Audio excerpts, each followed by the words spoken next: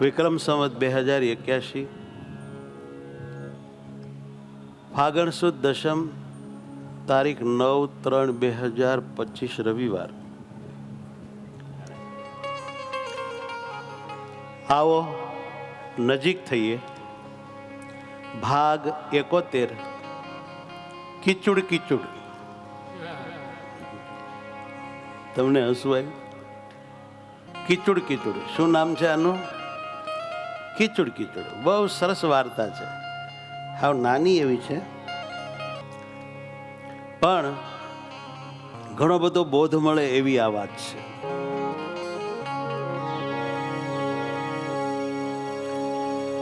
મૂંઝવણથી ભાગી જવાથી જ્ઞાન ઉકેલ મળતો નથી.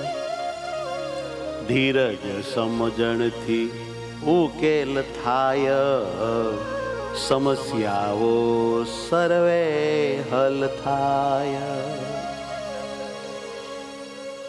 મસ્ત વાત છે.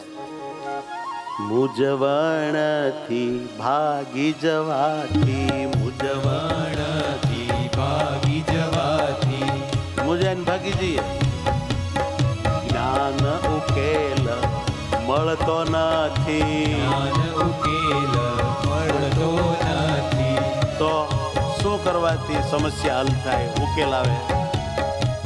ધીરજ સમજણથી ઉકેલ થાય, ધીરજ સમજણથી ઉકેલ થાય. બે વસ્તુ, ધીરજ અને સમજણ.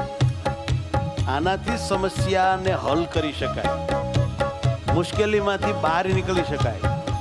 ભાગવાથી કઈ મુશ્કેલી આપણને છોડે નહીં. ધીરજ સમજણથી ઉકેલ થાય, ધીરજ સમજણથી ઉકેલ થાય. સમસ્યાઓ સર્વે હલ થાય, સમસ્યાઓ સર્વે હલ થાય.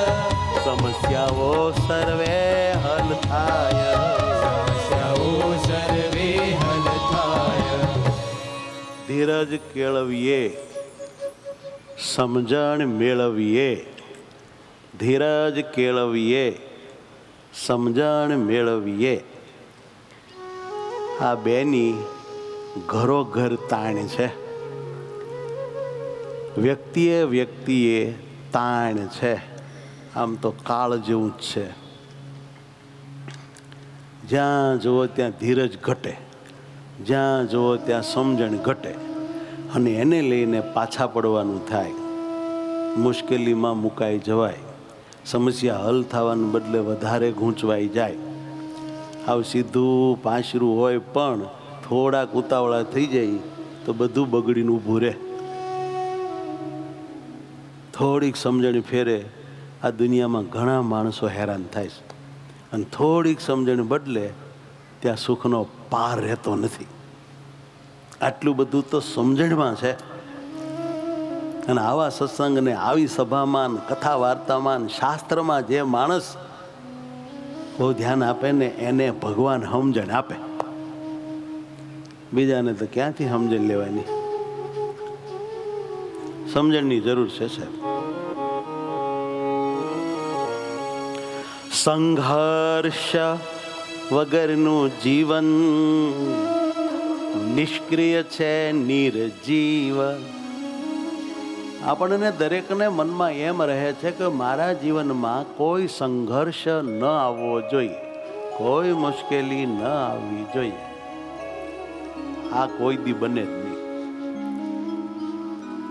શક્ય જ નથી. તમે હો કે અમે હો, અરે ભાઈ, ભગવાનના માતા પિતા હોય, બધાના જીવનમાં તમે જુઓ દુઃખો, સમસ્યાઓ, વિટમણાઓ, કહેવાતા અમુક આસુરી અજ્ઞાની લોકો થકી દુઃખો, આ બધું આવ્યું છે કે નહીં? આ લોક જ એવો છે. હા, તો બધું એમ જ હોય. માટે એવી બહુ કલ્પનાઓ કરવી નહીં કે અહીંયા આપણે સ્વર્ગ હોય, નેરું સુખ જ હોય નરી રૂપિયાની આવક જ હોય, બધા આમ હાથ જોડતા હોય. એટલે ભાઈ, તમે જેવું કલ્પો છો એવું સ્વર્ગમાં નથી. બોલો, શાસ્ત્રો વાંચો, સ્વર્ગની કેટલીક વાતો લખેલી છે. હા, પરમાત્માના ધામમાં એ આનંદ, એ સુખ, એ મજા અખંડ છે. પણ ભગવાનને ઘરે છે, અહીં બીજા કોઈને ઘરે નથી. એને એટલા માટે તો અહીંથી આપણે ભગવાનના ઘરે જવા માટેની તૈયારી કરીએ છીએ. અહીંયા જ બધી રીતની શાંતિ અને સુખ મળી જતા હોત તો ભગવાનના ધામમાં જવાની વાત જ શું હોત? કોઈ કરત જ નહીં. માટે સંઘર્ષથી બીવું નહીં. કાંઈક ને કાંઈક કોકની સાથે બનવાનું. તમે સાવ સીધી રીતે તમારા ટ્રેક ઉપર જતા હો, શાંતિથી ગાડી હાંકતા હો, તો એવું માનવું નહીં કે એક્સિડન્ટ ન થાય. કોકની બ્રેક ફેલ થઈ ગઈ હોય, કોક કંઈક પી ગયો હોય, કોકનું વ્હીલ નીકળી જાય, કોકને ઝોલું આવી જાય, ક્યારે શું થાય શું ખબર ભાઈ. માટે સંઘર્ષ વગરનું જીવન નિષ્ક્રિય છે, નિર્જીવ. એ નિષ્ક્રિય જેવું છે, નિર્જીવ જેવું છે. જ્ઞાન સંઘર્ષથી થાય છે, જ્ઞાન સંઘર્ષથી થાય છે. પ્રગતિ સદા અતીવ, પ્રગતિ સદા અતીવ, અત્યંત.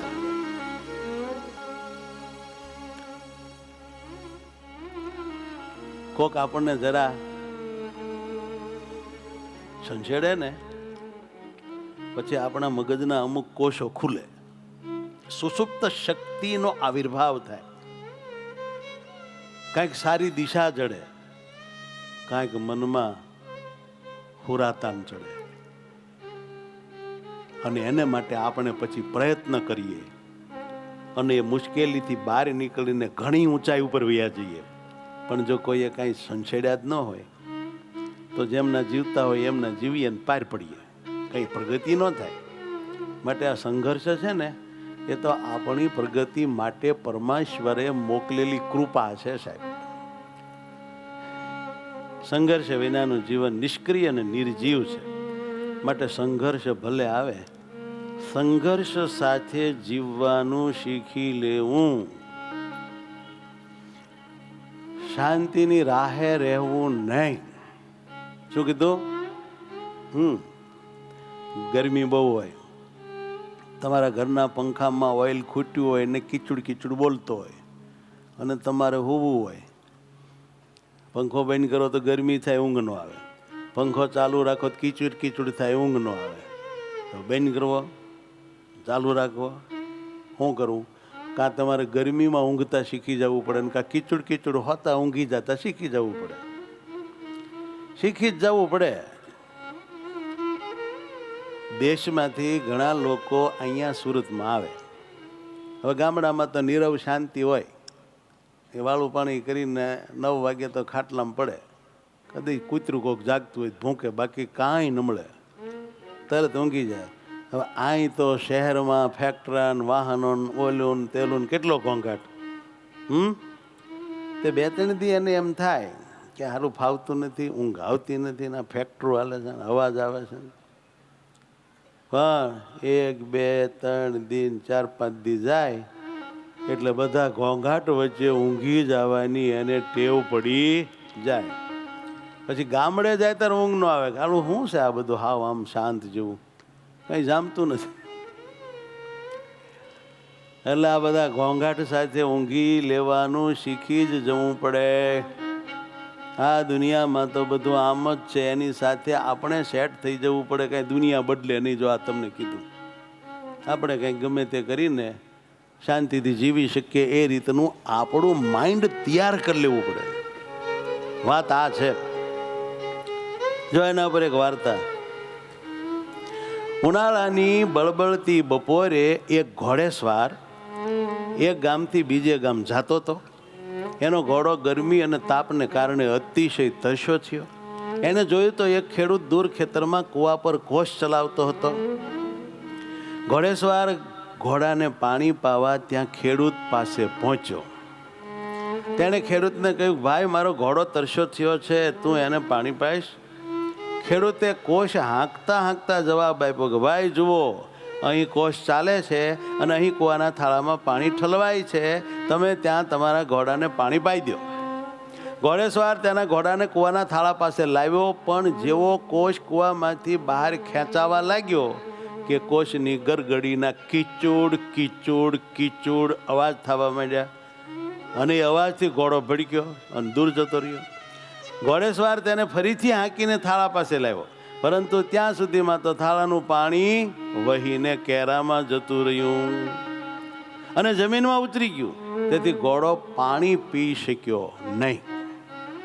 ખેડૂત ફરી નવો કોષ ભરીને પાણી બહાર કાઢવા લાગ્યો, પણ ત્યાં તો ફરી કોષ પરની ગરગડી, એનો ખીચુડ ખીચુડ અવાજ આવ્યો. ઘોડો ભાગ્યો, દૂર જતો રહ્યો. ઘોડેસવાર તેને ફરી હાંકીને કૂવા પાસે લાવ્યો, પરંતુ ત્યાં સુધીમાં તો થાળામાંનું પાણી ખાલી થઈ ગયું. આવું ફરી 2-3 વાર થયું અને ઘોડો પાણી પી શક્યો નહીં. અંતે કંટાળીને ઘોડેસવારે ખેડૂતને કહ્યું, ભાઈ, તું તારું આ કીચુડ કીચુડ બંધ કરીને, મારો ઘોડો ભડકે છે. ઘોડેસવારે હાર સ્વીકારીને બેહી ગયા. હાર જે સ્વીકારી લે તે ન જીતે નિદાન. હાર જે સ્વીકારી લે તે ન જીતે નિદાન. હારને જે સ્વીકારી લે તે ન જીતે નિદાન. હારને જે સ્વીકારી લે તે ન જીતે નિદાન. ભલે મુશ્કેલી હોય છતાં, ભલે મુશ્કેલી હોય છતાં, ભલે મુશ્કેલી હોય છતાં, ભલે મુશ્કેલી હોય છતાં, રાખવી હિંમત જ્ઞાન, રાખવી હિંમત જ્ઞાન. રાખવી હિંમત જ્ઞાન. હિંમત હારવી નહીં. હિંમત જ્ઞાન. મુશ્કેલી વિન સફળતા વિચારે મેળવવા જ. મુશ્કેલી પડ્યા વિના સફળ થવા માંગે, વિચારે બને જ નહીં. મુશ્કેલી વિન સફળતા વિચારે મેળવવા. મુશ્કેલી વિન સફળતા વિચારે મેળવવા.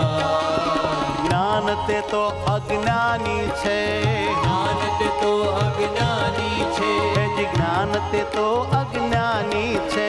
જ્ઞાન તે તો અજ્ઞાની છે મોટા ભ્રમમાં જ, એ તો છે મોટા ભ્રમમાં જ.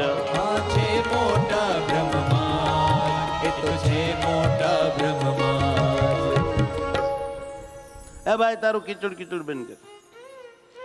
ત્યારે ખેડૂતે કોષ હાંકતા હાંકતા જવાબ આપ્યો કે ભાઈ, જ્યાં સુધી આ કોષ ચાલે છે ત્યાં સુધી કીચુડ કીચુડ કીચુડ કીચુડ તો રહેશે જ. આ કીચુડ કીચુડ તો હું કોષ બંધ કરું તો બંધ થાય, રાઈટ? પણ તો તું તારા ઘોડાને પાણી કઈ રીતે પાઈશ? હાલો, મેં કોષ બંધ કર્યો, પાણી કેમ પાઈશ? હાવ વાત સાચી હતી. ચાલુ રહેશે પ્રયત્નો જ્યાં સુધી તવ જ્ઞાન. જ્યાં સુધી આપણા પ્રયત્નો ચાલુ રહે, અવરોધો પણ ત્યાં સુધી ચાલુ જ રહેશે નિદાન, ચાલુ જ રહેશે નિદાન. આગળ વધવું જરૂરી છે ગમે તેમ કરી જ્ઞાન. આગળ વધવું જરૂરી છે ગમે તેમ કરી જ્ઞાન. હિંમત હારી મૂકવું નહીં, હિંમત હારીને મૂકવું નહીં. આદર્યું કામ મહાન, આદર્યું કામ મહાન. જે આપણે મહાન કામ આદર્યું છે એને હિંમત હારીને છોડી નહીં દેવાનું. કેમ? જે એવા મોટા કાર્યને સિદ્ધ કરવા આપણે પ્રયત્નશીલ હોઈએ ત્યારે એમાં નાના મોટા અવરોધો આગળથી પાછળથી ઉપરથી હેઠેથી ગમે ત્યાંથી અડખેથી પડખેથી ન ધાર્યું હોય ત્યાંથી પણ આવે. એ અવરોધોથી મુજાઈને જો કામ પડ્યું મૂકી દો તો તમે ક્યારેય સફળ થાવ જ નહીં. એ ભાઈ, હું કોષ આંકવાનો બંધ કરું તો કીચડ કીચડ બંધ થાય, અને કીચડ કીચડ બંધ થાય તો પાણી આવવાનું બંધ થાય. પાણી આવે નહીં તો તું તારા ઘોડાને પાસ કઈ રીતે? માટે તું તારા ઘોડાને ગમે એમ સમજાવી ફોહલાવીને આ કીચડ કીચડ કીચડ સાથે પાણી પીતા શીખવાડી દે. શીખવાડવું જ પડશે, નહીં તો તે તરસ્યો જ રહી જાય છે. શીખવાડે ને, કીચડ કીચડ હોતા જ આપણે બધું શીખવું પડશે. આ લોકમાં ધ્યાનથી સાંભળો, આ લોકમાં, ધંધામાં, સંસારમાં કે ઘર પરિવારમાં, પતિ પત્નીમાં, માતા પિતામાં, કુટુંબમાં, ભાઈઓ ભાઈઓમાં, ભાગીદારોમાં, સોસાયટીમાં, બંગલામાં, બધે કીચડ કીચડ કીચડ રૂપી તકલીફો તો શરૂ જ રહેવાય નહીં. બોલો, શરૂ જ રહેવાનું. આ સંસારને ઊંટની સવારી કીધી. તમે ઊંટ માથે બેઠા છો, હરખું પકડવું પડે, આમ જ થાય આખા. ને ઊંટ માથે શું શાંતિ હોય? અને પાછો અખંડ ગાંગરે. આપણા મનમાં એમ થાય ગાંગર તો બંધ થાય પછી આંકી મેળ પડે. એ તો આંકી જ મેળવાનો હોય. એ ગાંગરતો જાય ને પંથ કપાતો જાય, કીચડ કીચડ થતું જાય ને આપણું કામ ફતે થતું જાય. આમ જ કરાય. કીચડ કીચડ તો સાહેબ બધે રહેવાનું. કીચડ કીચડ તો રહેવાનું, સર્વ જગ્યાએ જ્ઞાન. કીચડ કીચડ તો રહેવાનું, સર્વ જગ્યાએ જ્ઞાન. એ ભાઈ, કીચડ કીચડ તો રહેવાનું, સર્વ જગ્યાએ જ્ઞાન. કીચડ કીચડ તો રહેવાનું, સર્વ જગ્યાએ જ્ઞાન. તેને સ્વીકારી જીવતા, એને સ્વીકારી જીવતા, અરે એને સ્વીકારી જીવતા, એને સ્વીકારી જીવતા.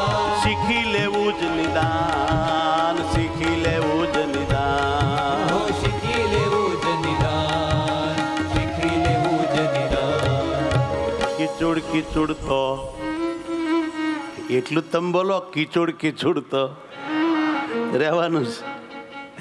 આપણે એ બધાની વચ્ચે જ આનંદથી જીવન જીવતા શીખી જવું અને આપણા કલ્યાણનું કામ શ્રીપતતાથી કાઢી લેવું.